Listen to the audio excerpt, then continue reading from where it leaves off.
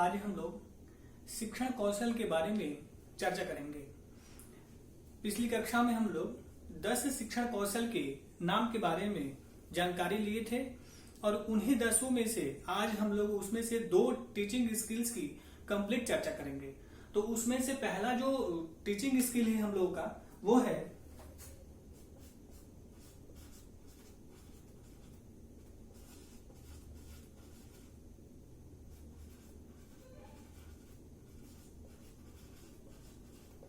Classroom management skill. जो पहला है कक्षा कक्ष प्रबंधन कौशल।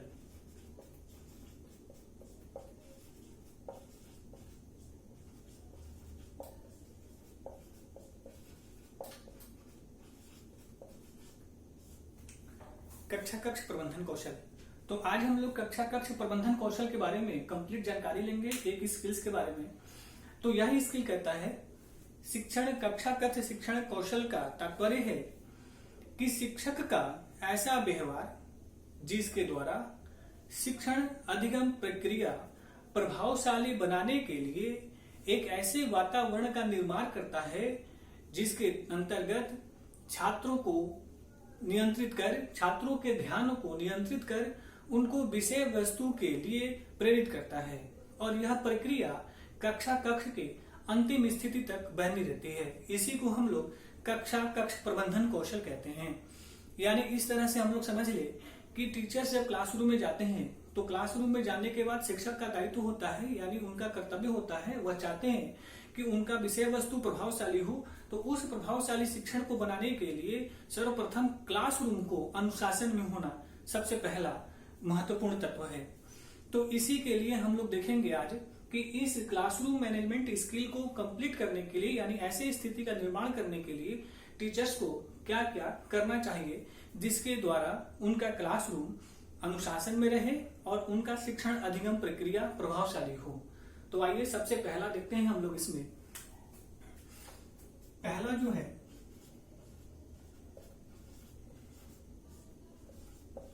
उद्देश्यपूर्ण विषय वस्तु। अध्यापक का जो विषय वस्तु है उसी के अनुरूप उनका मुख्य उद्देश्य होना चाहिए। यानी आप जब क्लासरूम में जा रहे हैं तो आपका मूल उद्देश्य जो है आपका विषय वस्तु होना चाहिए, न कि विषय वस्तु से इतर। यानी बहुत सारे ऐसे अध्यापक हैं जो क्लासरूम में जाते हैं तो वह विषय वस्तु पे ध्यान न देकर इधर उधर की बात प्रारंभ में करने लगते हैं, जिसके कारण उनका क्लासरूम अस्त व्यस्त हो जाता है और अंत में वो अपने विषय वस्तु पर आने में काफी कठिनाई महसूस करते हैं, जिसके कारण वो उनका अधिगम प्रक्रिया प्रभावहीन हो जाता है। तो यह अध्यापक का पहला कर्तव्य है, दायित्व है। यानी शिक्षण कौशल कक्षा कक्ष प्रबंधन कौशल का यह प्रथम घटक है। यानी इसको कंप्लीट करने का पहला ऐसा बिंदु है कि इसके माध्यम से आप क्लासरूम को एकांत कर सकते हैं। दूसरा है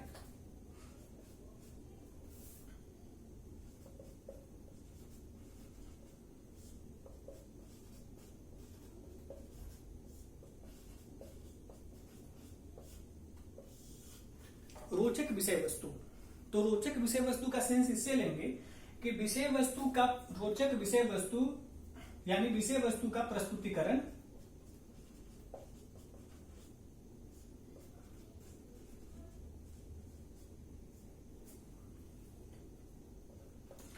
यानी विषय वस्तु का प्रस्तुतिकरण जो हम लोग करेंगे, यानी अध्यापक जो क्लासरूम में विषय वस्तु का प्रस्तुतिकरण प्रारंभ करते हैं तो वो प्रारंभ जो है उनका रोचक पूर्ण होना चाहिए। ये नहीं है कि किसी विषय वस्तु को प्रारंभ करने गए वह निरस हो गया तो क्लासरूम में बच्चे पढ़ने में रुचि उत्पन्न नहीं करते हैं, जिसके कारण क्लासरूम आपका अस्त व्यस्त हो जाता है, यानी अनुशासन में छात्र नहीं आ पाते हैं। इसलिए अध्यापक का यह दायित्व है कि वह किसी भी विषय वस्तु को पढ़ाने के क्रम में उसका प्रस्तुतिकरण रोचक पूर्ण से करे, जिससे कक्षा कक्ष अनुशासन में बना रहे और उनका कक्षा कक्ष प्रबंधन कौशल प्रयोग हो सके। इस तरह से यह देखें हम लोग तो क्लासरूम मैनेजमेंट स्किल का यह दूसरा घटक है।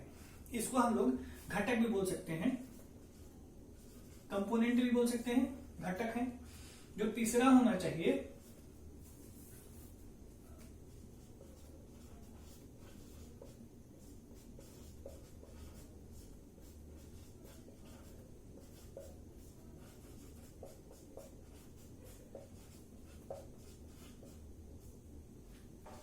अनुशासनहीनता का नियंत्रण। क्लासरूम में बहुत सारे ऐसे स्टूडेंट्स होते हैं जो 1, 2, 4, 10, 5 ऐसे स्टूडेंट होंगे जो क्लासरूम को अस्त व्यस्त कर देंगे। उनके कारण पूरा क्लास अनुशासनहीन हो जाएगा। तो यह शिक्षक का दायित्व है कि इस क्लासरूम को यानी अपने क्लासरूम को अनुशासनहीनता से नियंत्रित करे, यानी उसको अनुशासन में बनाए रखे, जिसके कारण उनका अधिगम प्रक्रिया प्रभावशाली होगा। अगर उनका क्लासरूम अनुशासनहीन रहेगा तो वो क्लासरूम में अच्छे से पढ़ा नहीं पाएंगे, जिसके कारण उनका सारा मतलब कि जो श्रम है, मेहनत है, वो अर्थहीन हो जाएगा। तो इस तरह से तीसरा घटक है क्लासरूम मैनेजमेंट स्किल का कि अनुशासनहीनता का नियंत्रण करना। तीसरा है, चौथा जो है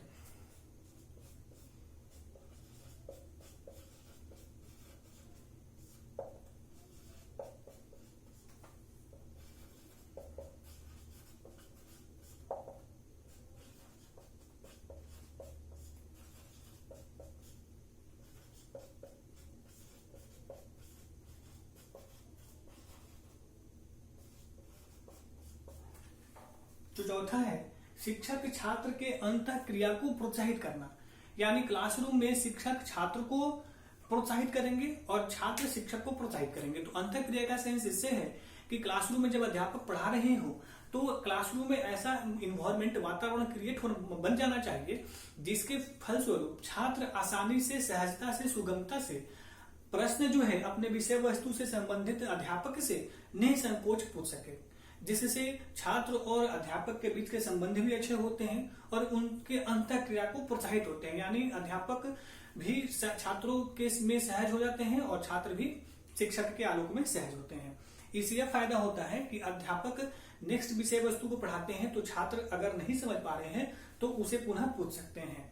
और इसमें अध्यापक को इसमें अंतःक्रिया छात्र क्या प्रमोट करते हैं कि छात्र किसी भी अध्यापक से अनुचित प्रश्न नहीं पूछें, अनावश्यक बात न करें, आउटलाइन जैसे विषय वस्तु से इतर किसी भी अनावश्यक अनुचित विषय से कनेक्ट विषय वस्तु को न करें।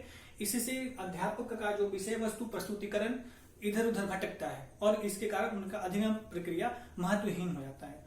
तो इसलिए फायदा होता है अंतःक्रिया से कि दोनों प्रोत्साहित होंगे तो क्लासरूम और बेटर बनेगा, इन्वायरमेंट और अच्छा होगा, तो अधिगम प्रक्रिया प्रभावशाली होगा, दोनों को फायदा होगा। तो नेक्स्ट एक और है जो सबसे इंपॉर्टेंट है इसमें से,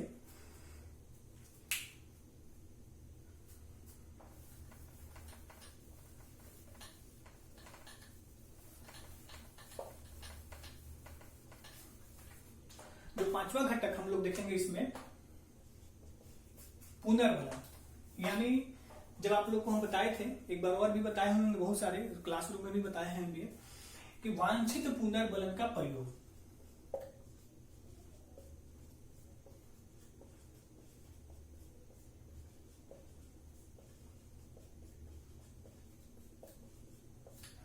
वांछित पुनर्बलन का प्रयोग का सेंस यह है कि जैसी आवश्यकता होगी पुनर्बलन की वैसा प्रयोग किया जाएगा।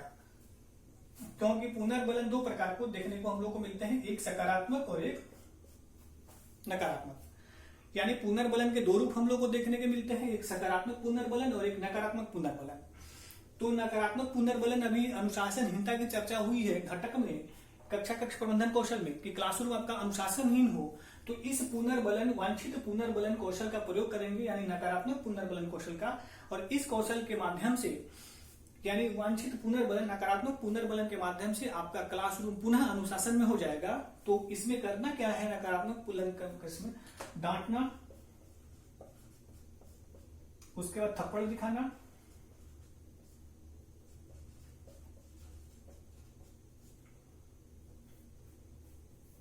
आंख दिखाना,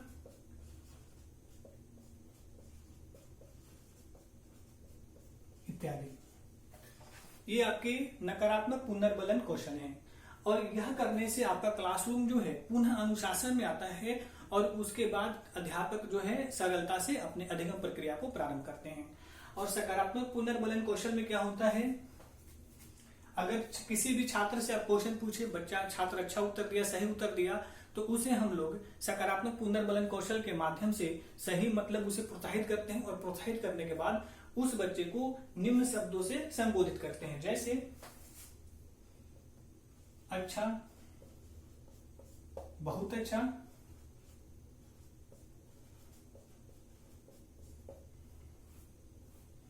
उसके बाद इसी में आता है टॉफी देना। बहुत सारे ऐसे टीचर्स प्राइमरी स्कूल में पढ़ा रहे हैं और छोटे छोटे बच्चे हैं, हालांकि अभी हायर एजुकेशन में भी होता है, देखने को मिलता है कि टीचर्स स्टूडेंट्स को टॉफी दे देते हैं। तो ऐसे प्राइमरी में भी टॉफी देना भी सकारात्मक पुनर्बलन के अंतर्गत आता है। तो इसको हम लोग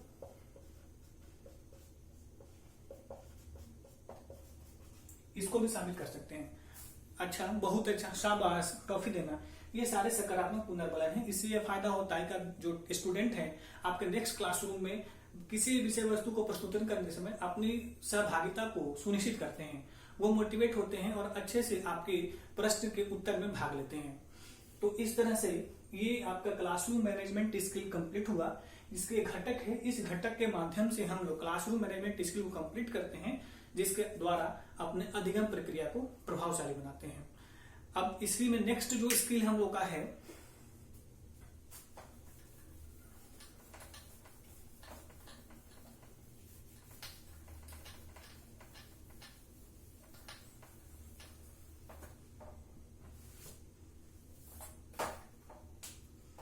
नेक्स्ट जो स्किल हम लोग का दूसरा है,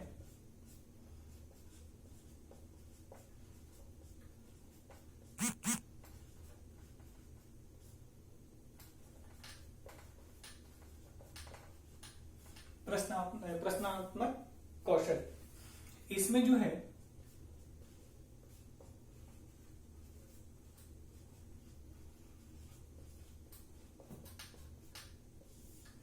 इंट्रोड्यूसिंग स्किल, तो इसके नाम से ही इसका कॉन्सेप्ट प्रस्तुत हो जाता है। प्रस्तावनात्मक कौशल यानी किसी भी विषय वस्तु को प्रारंभ करने से पहले उसका प्रस्तावना का निर्माण करना, यानी प्रस्तावना का सेंस हम लोग उसके भूमिका से भी ले सकते हैं। इस तरह से हम कह सकते हैं किसी विषय वस्तु को प्रारंभ करने से पूर्व हम लोग जिस अवधारणा को विकसित करते हैं और अपने विषय वस्तु से उसको जोड़ते हैं, उसे हम लोग प्रस्तावना कौशल कहते हैं। और इस प्रस्तावना कौशल में हम लोग क्या करेंगे, जिससे आपका विषय वस्तु प्रारंभ जो होगा वो कनेक्ट हो जाएगा आपके रियल विषय वस्तु से। तो हम लोग क्या करते हैं, प्रस्तावना जैसे माना जाए, इसी को हम लोग भूमिका, किसी भी विषय वस्तु को प्रारंभ करते हैं लिखना। अगर कोई आपसे कोई क्वेश्चन पूछे कि कोई क्वेश्चन पूछ रहा है, यानी वही आपका विषय वस्तु है, तो उसको प्रारंभ करने से पहले हम लोग शॉर्ट उसकी भूमिका बनाते हैं। तो ठीक उसी प्रकार यह है, किसी विषय वस्तु को प्रारंभ करने से पहले अध्यापक उसको पहले एक छोटे से भूमिका से शुरुआत करता है। इससे क्या होता है कि क्लासरूम आपके विषय वस्तु की ओर केंद्रित हो जाता है, आपका विषय वस्तु रोचक हो जाता है, सारे छात्र अनुशासन में आ जाते हैं, तो अंतः क्रिया प्रारंभ हो जाता है अध्यापक में और छात्र में। तो इसलिए इसमें हम लोग क्या करते हैं, प्रस्तावना कौशल में छात्र को कविता सुनाएंगे। कविता जो है आपके विषय वस्तु से रिलेटेड होना चाहिए।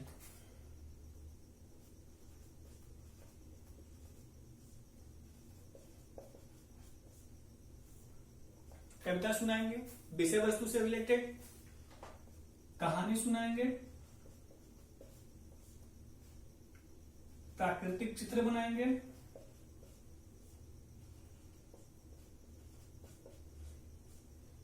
रेखा चित्र बनाएंगे इत्यादि। यानी आप अपने विषय वस्तु को प्रारंभ करने से पूर्व, यानी इसको हम लोग ऐसे भी कर सकते हैं कि प्रस्तावना कौशल छात्र के पूर्व ज्ञान को वर्तमान ज्ञान से जोड़ता है। तो और वो जोड़ने का काम क्या करेगा, कहानी।